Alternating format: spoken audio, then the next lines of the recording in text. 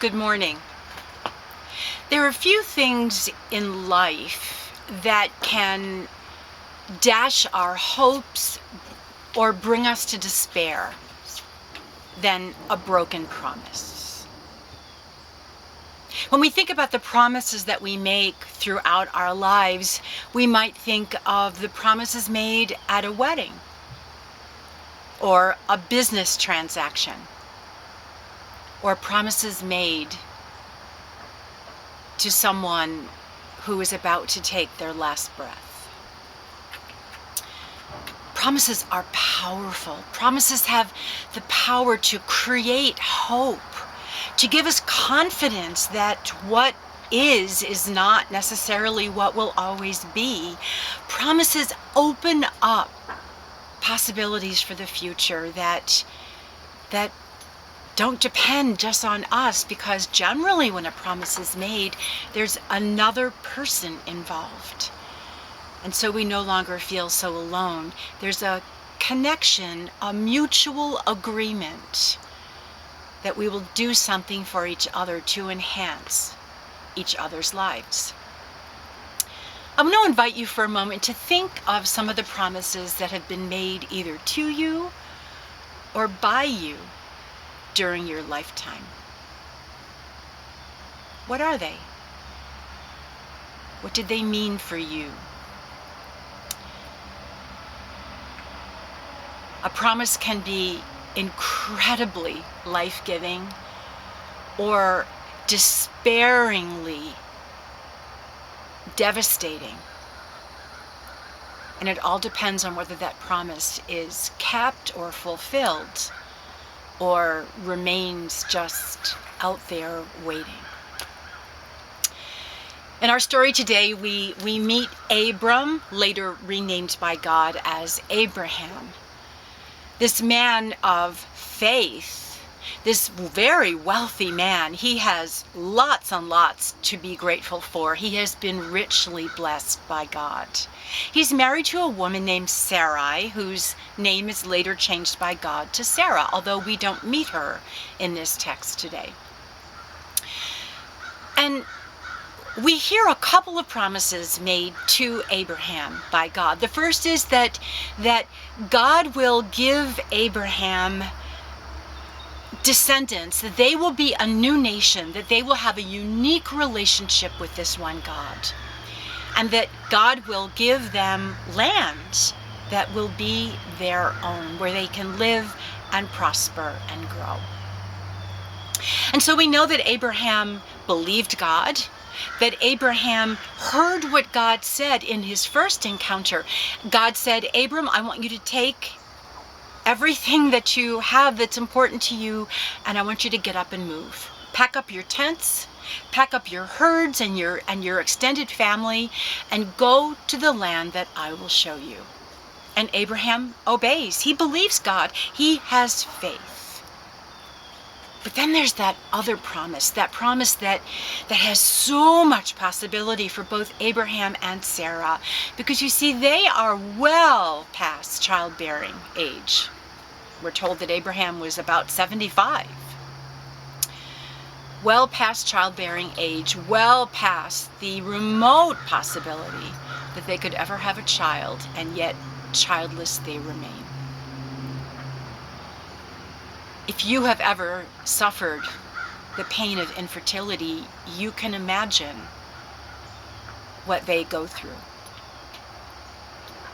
But whether you have suffered that pain or have simply heard about it, one thing we need to know is that to be childless in the ancient world was more devastating than simply that pain of wanting a child and never being able to conceive. Because children played two other roles for families, essential roles. One was to ensure that the parents would have someone to take care of them in their old age. Because if you didn't have someone to take care of you in your old age, you may as well just lay down and die. And the second role that children played was to carry on the family name, the legacy, And to be especially a man in the ancient world with no offspring to carry on his name meant that the memories of who he was and what he did and what his life meant would simply die with him. In the ancient world, there was no understanding of resurrection life that you and I bank on and depend on and believe in. One's legacy was entirely carried on. One lived entirely through one's legacy, and without a child, that legacy would die. And so, in the second part of today's reading, we meet Abraham, who has waited a while now since God's initial promise. He's obeyed, he's picked up, he's moved, he's relocated and settled, and waited for the fulfillment of this great, impossible, hope-filled promise of a child. And when God comes to Abraham and says, Abraham, don't be afraid, Abraham's reaction is what ours would be. You gotta be kidding me. You have not fulfilled your promise to me. The one thing you promised me that could give me hope and meaning and purpose for my life. How could you leave that promise unanswered, unfulfilled? And so, in the confines of his tent, in those close quarters, Abraham spends his days meditating on the unfulfilled promises that God has made to him. And bitterness soon replaces his hope and his joy. I think you and I can relate pretty well to that sense of powerlessness, of what happened. What happened to everything we looked forward to? What happened to everything we believed in? What happened to all the promises that others have made to us that life could be good and abundant in this land of ours? We've been dealing with this COVID pandemic now for 7 months. 7 months of being shut down, of being separated, of wearing masks, of being afraid to be near other people, of thinking about what will happen to us if somehow that virus gets into our own bodies. And it has been devastating. And in the midst of the COVID pandemic, we have been witnesses to, or maybe some of us have been recipients of, incredibly vicious racism, and then protests against that racism, and claims that not only do all lives matter, but Black lives matter and need justice like they were promised so long ago.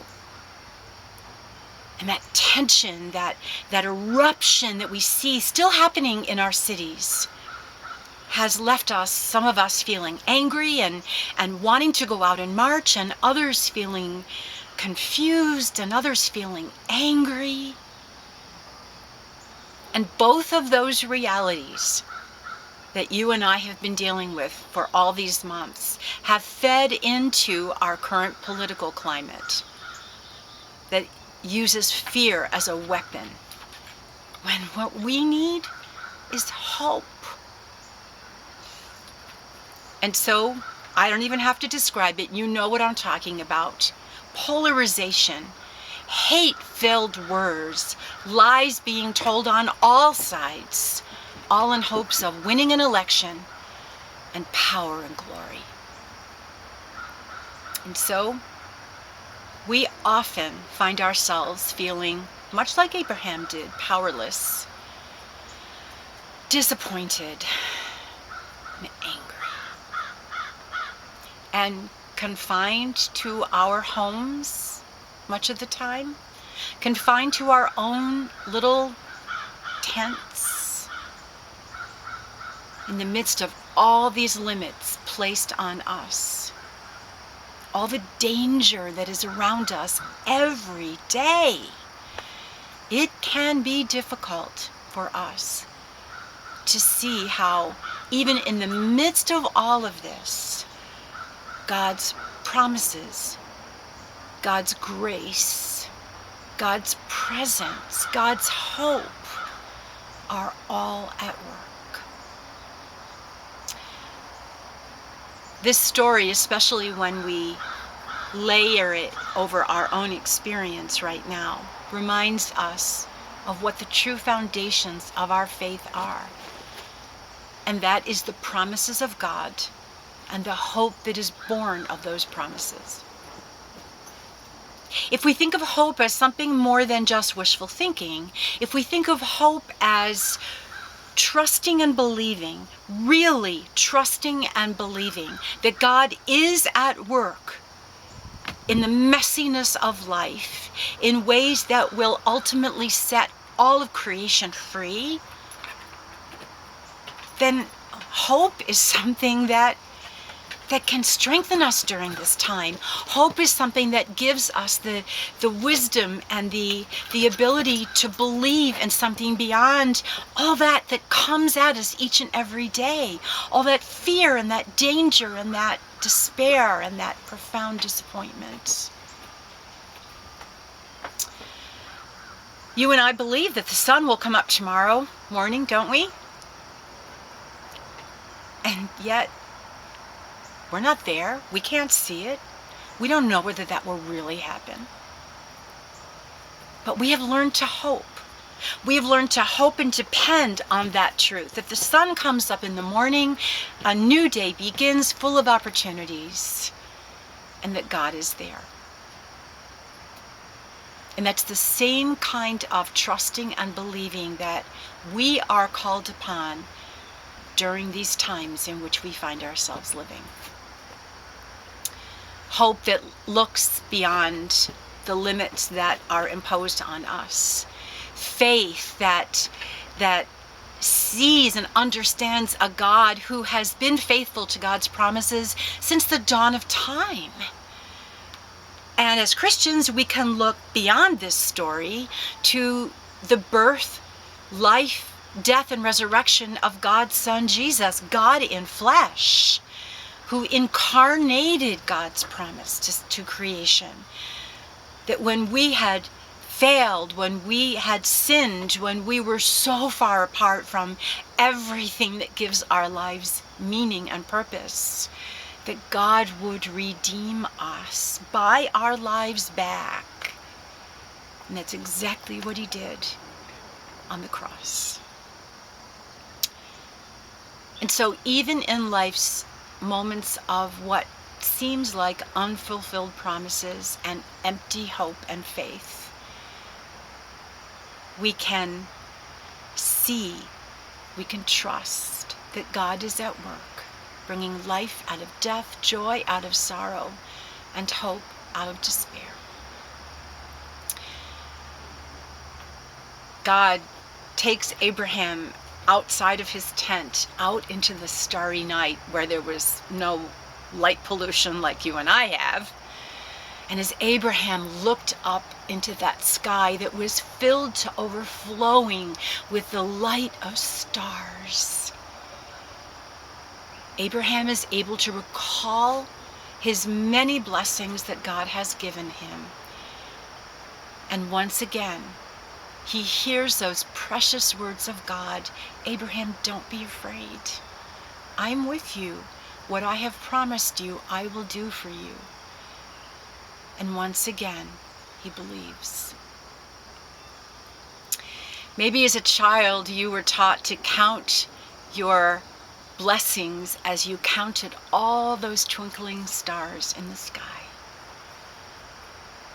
Blessings and hope, blessings and promises are one and the same.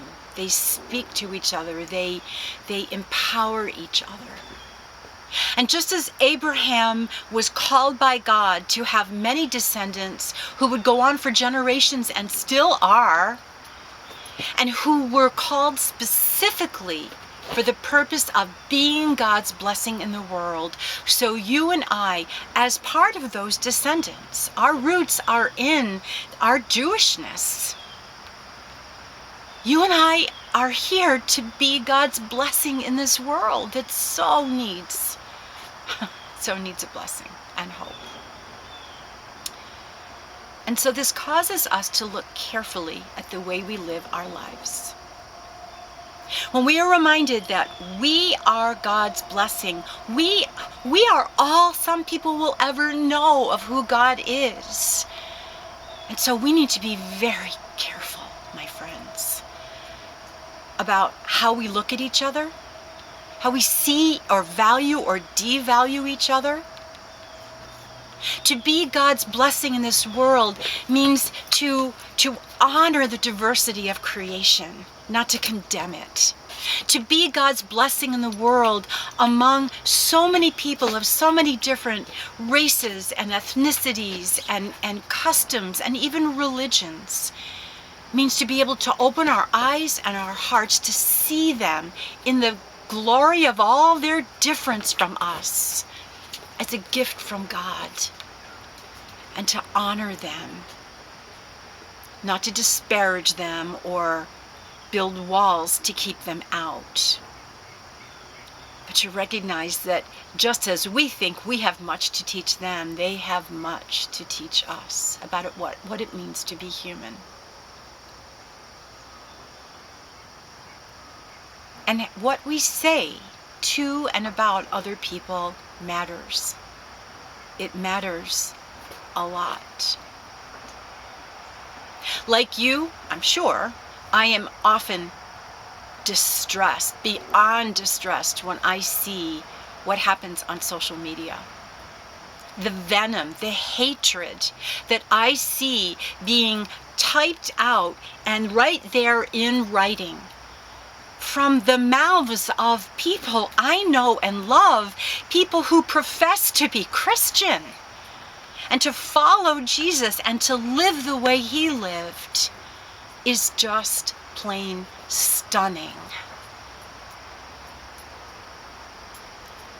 The ways that we talk about each other, the way those words that we of hatred and judgment that we throw at each other. Why? Because they disagree with us. That's not being God's blessing in this world. You and I need to be kinder and gentler. We need to learn to be truth tellers, but to do it in a way that is done with love, just like Jesus did. Being called to be God's blessing in the world is not easy, but with great blessings come great responsibilities. And so I think that this story today, this story of God calling a man a long, long time ago to do something that was unthinkable, is also our story.